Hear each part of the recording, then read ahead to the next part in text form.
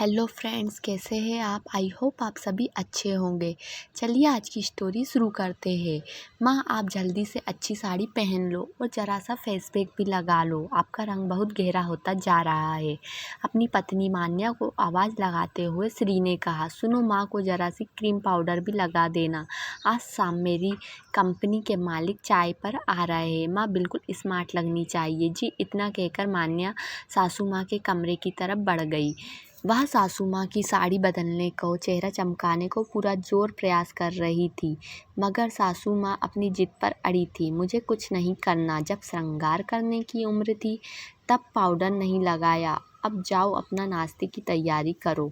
हाँ, श्री को कह देना कि अगर माँ को माँ कहने में इतनी शर्म आती है तो मैं अपने कमरे से बाहर नहीं आऊँगी।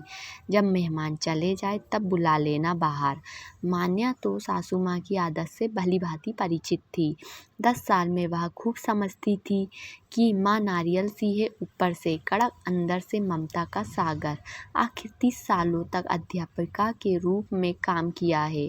शिक्षक तो स्वभाव से ही अनुशासित होते हैं। वह सासू माँ के कहे अनुसार बाहर आकर किचन में काम निपटाने लगी। कुछ ही देर में श्री के साथ लगभग उसी की हम उम्र समीर ने प्रवेश किया। मान्या ने चाय नाश्ते की मेज सजा दी। कुछ देर में समीर ने कहा, श्री क्या आज माताजी कहीं गई हुई है? उनके भी दर्शन हो जाते।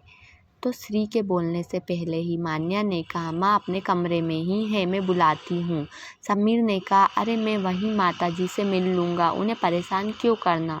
श्री संकोच के साथ माँ के कमरे की तरफ चल दिया।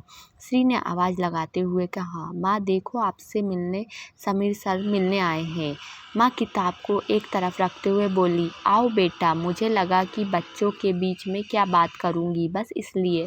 समीर ने सादर प्रणाम करा और चरण स्पर्श करने के बाद साथ में पड़ी कुर्सी पर बैठ गया। बातों का सिलसिला शुरू हुआ तो बातों ही बातों में माँ ने गीता के श्लोक, कबीर की सखिया, कितने प्रेरक प्रसंग कह डाले। समीर ने कुछ याद करने की कोशिश करते हुए पूछा, आप लोग यहाँ कितने समय से हैं?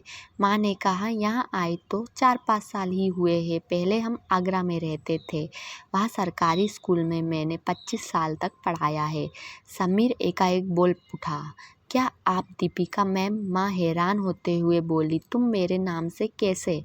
मैम मैं भी उसी स्कूल में सिमर मैम की कक्षा में था। आपने मुझे कभी नहीं पढ़ाया, पर मैंने आपको बहुत सुना है। आज भी वही आवाज़, वही ऊर्जा, वही विश्वास से सुनकर माँ के चेहरे का विश्वास दोगुना हो गया। समीर ने चलते चलते श्री से कहा, मैम के ज्ञान की लो से आज भी उनके चेहरे पर अनोखा नूर है। श्री माँ की प्रशंसा सुनकर कुछ देर पहले की बात को याद कर मन ही मन खुद को छोटा महसूस कर रहा था।